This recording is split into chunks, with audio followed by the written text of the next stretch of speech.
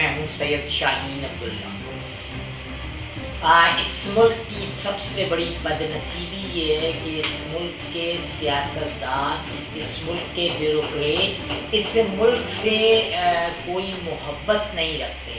इस मुल्क के मफादात और तहफ़्फ़ुज़ात, इस मुल्क की मिन्हाजुल कौम, मिन्हाजुल पाकिस्तानी इज़्ज़त और इज़्ज़त नफ्स, उसको भी ये ख्याल नहीं रखते हैं, मलहूज़ खातिर नहीं रखते हैं। हर शख्स, चूँकि देखें आप कमाई और बाप कमाई में बहुत फर्क है। इस मुल्क को बनाने में, इस मुल्क को संवारने में इन लोगों का कोई कंट्रीब्यूशन नहीं है। हाँ, इस मुल्क के ज़रिए अपने आप को बनाया, अपने आप को संवारा इन लोगों ने। ये जो 2% क्लास है, ये जो 2% आपकी रूलिंग क्लास है, ये वो जालिम, जाबिर और वो मनहूस लोग हैं कि जिनकी मनहूसियत, जिनके जुल्म और जिनके जबर की वजह कर इस पाकिस्तान का आम पाकिस्तानी जो 98% है, इस मुल्क की आबादी का 98% है, चाहे वो पंजाब में हो, चाहे वो सरहद में हो, चाहे वो सिंध में हो, चाहे वो बलूचिस्तान में हो, उसके सर्वाइवल के रास्ते नहीं हैं, उसके आगे बढ़ने के रास्ते नहीं हैं। हमारे बदनसीबी ये है कि हमारे गांव देहातों में तो स्कूलिंग का सिस्टम ही नहीं है। उसकी क्या वजह? वडेरे को ये खतरा है कि ये किसान का बेटा पढ़ लिख करके कल बड़ा आदमी ना बन जाए, हमारे साथ ना बैठे।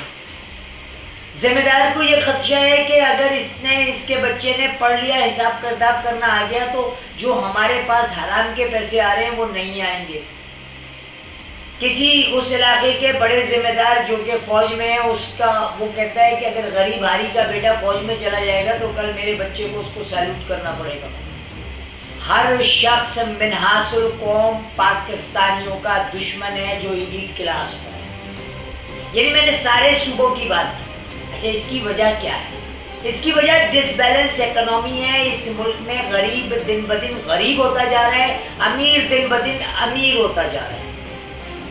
देखें, अमीर को फैसिलिटी है लोन लेने की, अमीर को फैसिलिटी है बैंकों से बिना इंटरेस्ट कर्जे लेने की, अमीर को फैसिलिटी है एनजीओ बनाने की, अमीर को फैसिलिटी है बाहर से आया हुआ ज़कात खैरात अपनी अय्याशियों पे खर्च करने की। गरीब के पास तो रोटी मसला है, गरीब के पास तो अपने बच्चों की तालीम मसला है, गरीब के पास तो घर का किराया मसला है।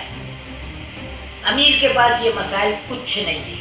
इसलिए वो ये डिसबैलेंस इकोनॉमी की सबसे बड़ी निशानी है। जब कोई मुल्क ज़बूहाली की तरफ जाता है तो उस मुल्क की इकोनॉमी तबाह हो जाती है। चाहे वो रशिया जितना बड़ा बर्र-ए-आज़म हो, चाहे वो रशिया जितना बड़ी एटमी कुव्वत हो, रशिया तबाह हुआ, बर्बाद हुआ, इकोनॉमिकल क्राइसिस में आता है। मैंने वो वक्त भी देखा है जब $1 में 11,000 रुपये मिलते थे। $1 में 11,000 रुपये मिलते थे। सारा दिन अजबुक लड़की सुबह 8 बजे से लेकर के रात 1 बजे तक साथ घूमती थी बहैसियत गाइड, और रात को वाटका की एक बोतल लेकर के बड़ी खुशी खुशी घर चली जाती थी। वो इकोनॉमिकल क्राइसिस की जद में था, वो किसी आइटम बम की जद में नहीं था। जिस तेजी से तब्दीली सरकार ने आपके रुपए की कदरों कीमत को नीचे गिराया है, तो आपका रुपया भी रूबल की तरफ जा रहा था। वो तो मेरे रब का शुक्र है, वो तो मेरे अल्लाह का एहसान है कि इस मुल्क को बनाने में जिन लोगों ने कुर्बानियां दी, जिनकी लाखों की तादाद में जानों की कुर्बानियां दी, वो कुर्बानियां, वो रिसार, वो जज्बा अल्लाह को इतना पसंद आया कि आज 70 साल गुजरने के बावजूद उन कुर्बानियों के सदके में ये पाकिस्तान चल रहा है।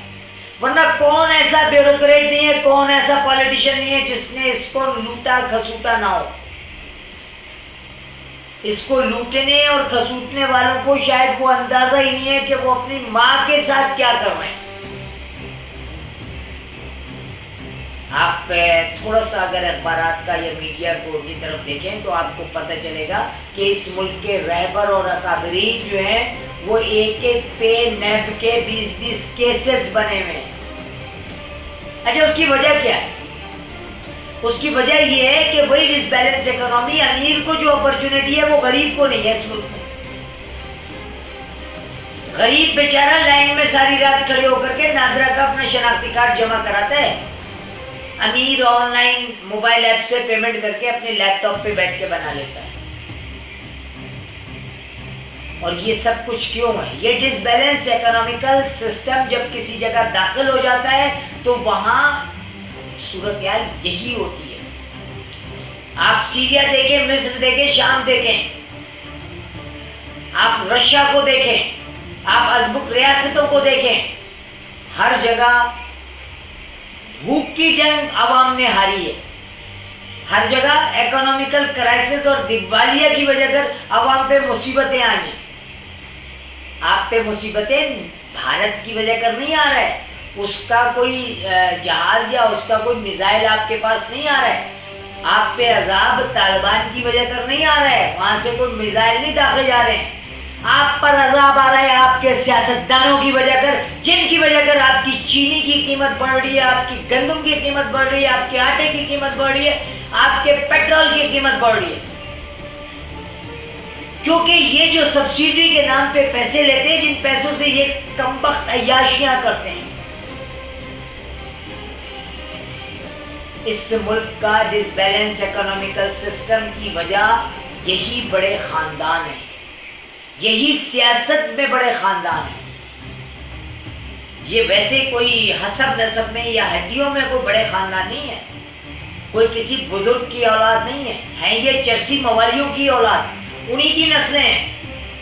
सिंध का एक वजीर है जिसका बाप जो है वो गधा गाड़ी चलाता था। सिंध का एक वजीर है मौजूदा है जिसका बाप हैदराबाद में लारी अड्डा चलाता था, टाइम कीपर था बसों का। आज उसके बेटे, उसके यानी पोते दुबई में फार्म हाउसेस और रेस्ट हाउसेस लेके बैठे करो। वो पैसा इनके बाप का थोड़ी है यार, वो पैसा तो इन पाकिस्तानियों का है, उस भूखे गरीब पाकिस्तानी का है जिसको आपने एक वक्त की रोटी से महरूम किया है।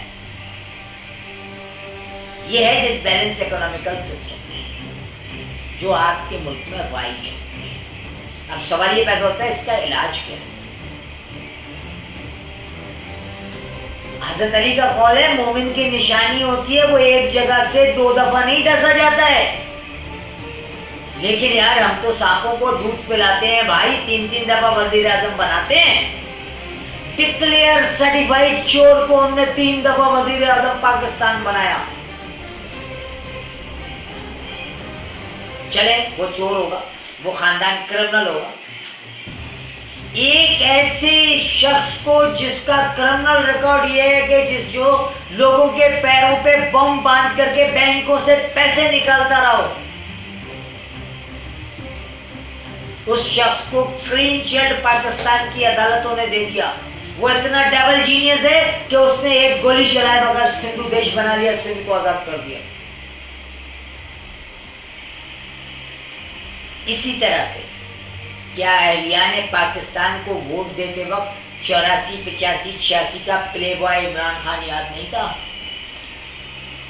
क्या हमारे हाफजा, हमारी याददाश्त इतनी कमजोर है कि हमें नहीं पता है कि सोशल मीडिया या जो आपका मीडिया सेक्शन है वो आपके खान साहब के बारे में क्या क्या कुछ लिखता है? देखें, बात सिर्फ इतनी सी है, जैसे हमारे अमाल है वैसे हम पे हुक्मरान मुसल्लत है। और ये उस वक्त तक सही नहीं होगा जब हम अल्लाह से रुजू नहीं करेंगे। जब तक हम सही अदल मुनकिर पे नहीं चलेंगे उस वक्त तक हम पे इमरान खान, नवाज शरीफ और जरदारी जैसे ही हुक्मरान आते रहेंगे और हमारे मुल्क का इकोनॉमिकल सिस्टम डिमोलिश होता चला जाएगा। तो इस तमाम चीजों का हल है तौबा इस्तग़फ़ार, या रब्बुल आलमीन हमारे गुनाहों को माफ कर दे, हमें नेक राह पे चलने की तौफीक अता फरमा दे, ताकि हम जो है इन मुनाफिकों, गासिबों, जालिमों, जाबिरों के तसल्लुत से बाहर आए। बहुत शुक्रिया।